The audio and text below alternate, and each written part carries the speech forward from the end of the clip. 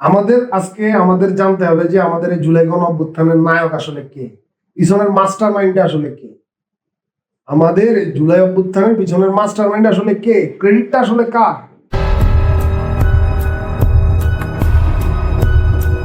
এই প্রশ্নের উত্তর আমি দিব তার আগে একটা গল্প শোনাই। গল্পটা হচ্ছে এরকম যে অনেক দিন আগে ছিল এক রাজ্য। সেই রাজ্যের নাম অচিনপুর। সেই অচিনপুর রাজ্যের সীমানায় ছিল এক বন। সেই বন থেকে প্রতিদিন এক রাক্ষস বেরিয়ে আসতো। আর সেই রাক্ষস বের হয়ে এসে প্রতিদিন একজন করে মানুষ ধরে নিয়ে যেত এবং সেই মানুষকে সে খেয়ে ফেলত। তো এই যে রাক্ষস, তার খিদা, যত মানুষ সে খাচ্ছে তার পেট আরো বড় হচ্ছে। প্রথম সে একজন করে মানুষ নিত, তারপর ধীরে ধীরে সে 2 জন 3 জন, এভাবে তার ধীরে ধীরে মানুষের পরিমাণও তার বাড়তে লাগলো। সে বেশি করে মানুষ খেতে লাগলো। তো ওই রাজ্যের যে রাজা দেখলেন ভারী বিপদ, আমার প্রজাদেরকে সব ধরে ধরে নিয়ে গিয়ে রাক্ষস খেয়ে ফেলছে। রাজা বললেন, যদি কেউ ওই রাক্ষসকে মারতে পারে তাহলে আমি তার সাথে রাজকন্যার বিয়ে দিব। তো ওই রাজা যখন ওই ঘোষণাটা দিলেন, তখন হচ্ছে রাজ্যের পাশ দিয়ে যাচ্ছিল 2 মহাবীর, তারা আবার দুই ভাই।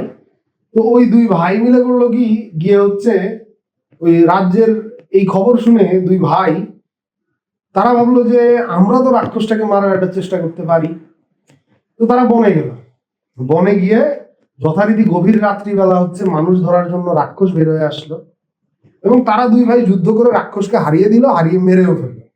গভীর রাত, তারা রাক্ষসকে মেরে ফেলেছে। রাক্ষসকে মেরে এখন তারা কি করবে, তারা হচ্ছে ঘুমিয়ে পড়বে। 2 ভাই ঘুমিয়ে পড়লো। পরের দিন সকালবেলা 2 ভাই তখনও ঘুমে আছে, তারা গভীর ঘুমে ঘুমাচ্ছে। রাক্ষসের সাথে যুদ্ধ করে তাদের শরীর ক্লান্ত, তারা ঘুমাচ্ছে।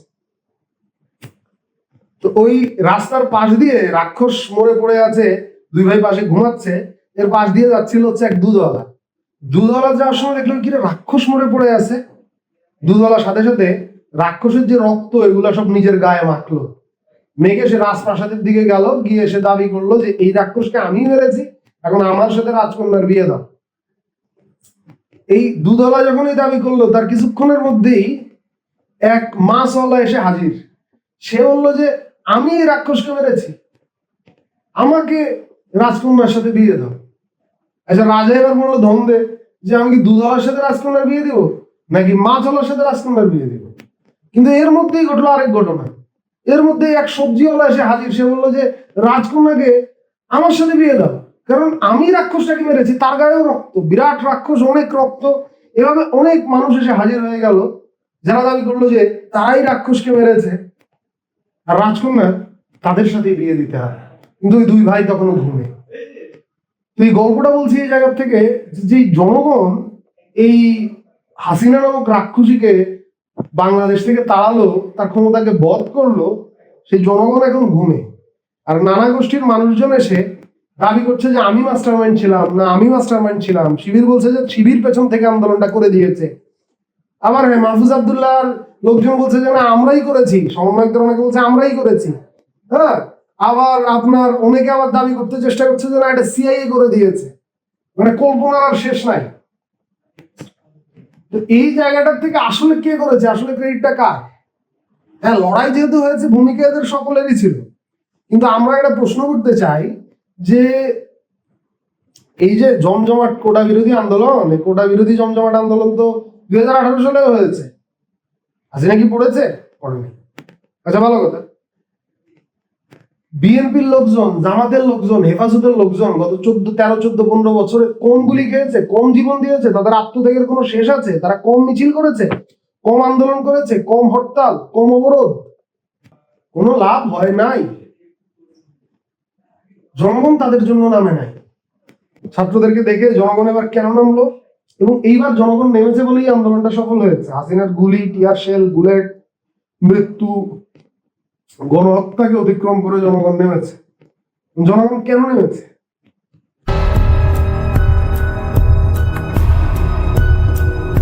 এইটা বুঝতে গেলে পরে আমাদের বুঝতে হবে যে বাংলাদেশে আন্দোলনগুলো আসলে কেন হয়। আমরা যদি একটা জিনিস লক্ষ্য করি যে আন্দোলনগুলো আসলে কেন হয়, আপনি দেখবেন যে 1757 সালে সিপাহী বিদ্রোহের আগে সিপাহীরা 100 বছর ধরে ব্রিটিশকে সার্ভিস দিয়েছে।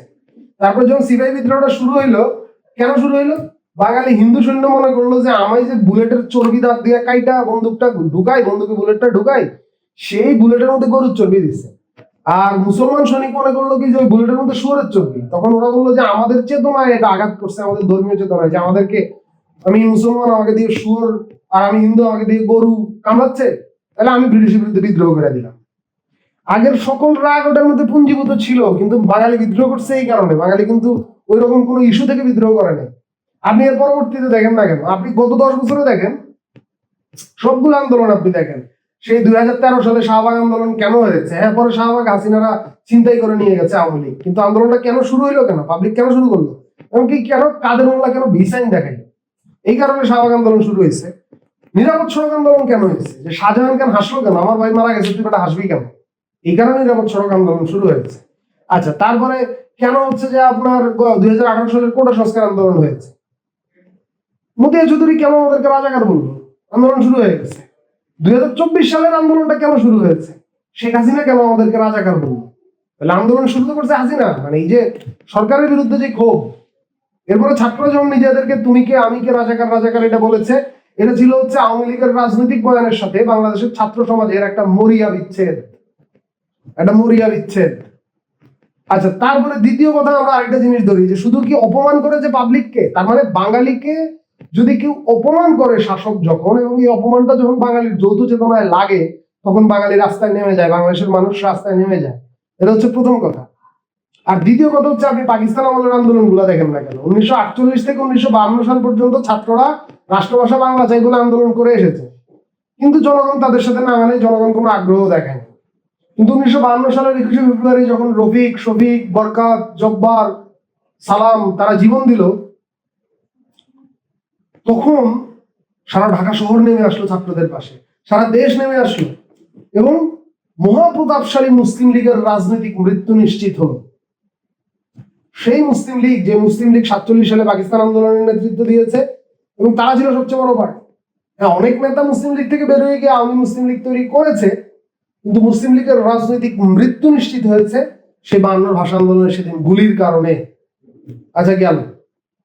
আপনি দেখেন যে সে 69-এর গণ অভ্যুত্থান, 69-এর গণ অভ্যুত্থানে একজন আসাদ, একজন সার্জেন্ট জহুরুল হক গুলি খাওয়ার পরে 13-14 বছর ধরে সব আন্দোলন সামলিয়ে ক্ষমতায় থাকা আইয়ুব খানের গদি পড়ে গেল, আইয়ুব খানের গদি নড়ে গেল। আচ্ছা, তারপরে আপনি দেখেন যে একজন নূর হোসেন, একজন নূর হোসেনের মৃত্যু এরশাদের কবর রচনা করলো, একজন ডাক্তার মিলনের মৃত্যু এরশাদের কবর রচনা করলো।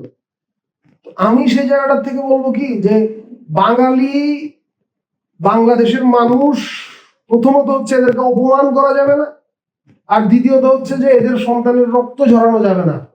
যদি আপনি এই দুইটা জিনিস করেন বাংলাদেশের মাটিতে, তাহলে কোন স্বৈরশাসন, কোন শক্তি এই বঙ্গাপুরে, এই বাঙ্গাল মুলুকে, এই বাংলায় কোন শক্তি, কোন সুসংগঠিত বাহিনী, কোন সেনাবাহিনী তার ক্ষমতা ধরে রাখতে পারবে না। হাসিনা এটার প্রমাণ দিয়ে গেল।